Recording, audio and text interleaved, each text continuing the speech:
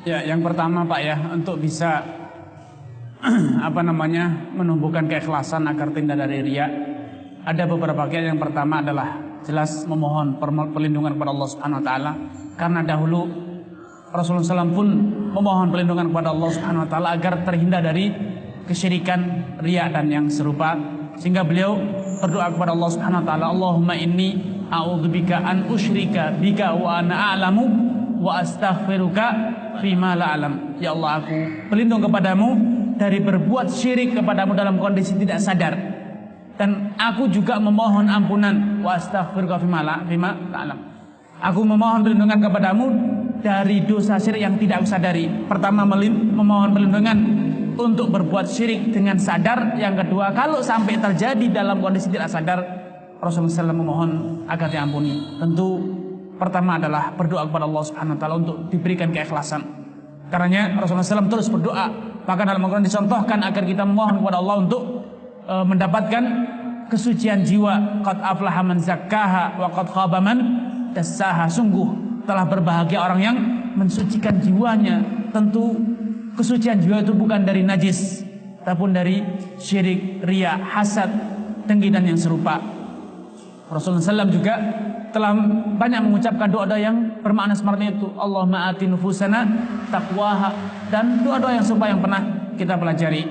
Kemudian yang kedua, setelah kita mohon kepada Allah Subhanahu wa taala agar kita diberikan keikhlasan, juga kita memohon perlindungan dari setan agar kita terbebas dari belenggu setan dan perangkapnya. Karenanya isti'adzah kepada Allah Subhanahu wa taala dari godaan setan itu adalah suatu hal yang terus sepatutnya kita lakukan. Memohon perlindungan kepada Allah. Setiap kali kita digoda untuk berkata-kata atau beretikat, memiliki keinginan yang buruk, kita diajarkan untuk memohon perlindungan kepada Allah dengan membaca isti'adzah, a'udzubillahi minasyaitonirrajim. Ini yang kedua. Kemudian yang ketiga, tentu untuk bisa ikhlas, ada beberapa kiat yang cukup efektif, yaitu dengan mengingat pendeknya dunia dan dekatnya akhirat.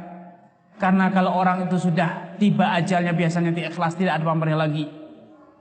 Ketika kita menyadari bahwa dunia itu hina dina, murah, tidak ada artinya di hadapan Allah bila dibanding surga. Derita di dunia tidak ada nilainya bila dibanding derita di neraka, maka insya Allah akan pamrih. Intinya sebagaimana dijelaskan oleh para ulama, kita memutus harapan dari dunia, memupus harapan dari manusia. Kita hanya menggantungkan harapan kita kepada Allah Subhanahu wa taala. Dan yang ketiga adalah menyadari bahwa an-nafi' wad-darr wallahu wahdah, yang bisa memberi nikmat, bisa memecat jari jabatan, mengangkat jabatan, semuanya itu adalah karena Allah Subhanahu wa taala. Kalaupun pimpinan ingin memecat kita, kalau Allah tidak izinkan tidak akan bisa. Sehingga jangan pernah ada anggapan bahwa ada manusia ini yang mampu mencelakakan kita, merugikan kita, atau memberikan manfaat kepada kita. Semuanya itu adalah suratan takdir Allah Subhanahu wa taala. Allah telah takdirkan mati, hidup, rezeki, semuanya telah Allah takdirkan. Tidak akan ada kekuatan yang bisa menghalangi jatah rezeki kita atau menambah rezeki kita. Kemudian yang keempat, untuk bisa ikhlas, kita banyak membaca tentang, mempelajari tentang surga, neraka. Kemudian yang kelima, kita banyak berziarah ke kuburan, karena sebagaimana Rasul nyatakan, zurul kubur fa inna tudzakirukumul maut. Berkunjunglah ke kuburan, karena berziarah ke kuburan itu akan mengingatkan kalian apa? Tentang al-maut. Orang yang ingat mati tidak akan pamrih, Pak. Orang yang pamrih itu orang yang lupa dunia, lupa maut, mati. Kemudian di antara kiat untuk bisa ikhlas adalah dengan bersahabat dengan orang-orang yang saleh. Kemudian di antara kiat yang juga efektif untuk menumbuhkan keikhlasan adalah mempelajari, membaca, melihat, mentadabburi bagaimana Allah Subhanahu wa taala memberikan kemuliaan kepada orang yang saleh, pertolongan kepada orang yang saleh, dan membinasakan orang-orang yang taleh. Bagaimana Allah Subhanahu wa taala menghancurkan kaum Tsamud, kaum 'Ad dengan segala kejayaan yang pernah mereka miliki. Bacalah sejarah-sejarah mereka, bacalah sejarah orang-orang yang saleh, biografi orang-orang yang saleh.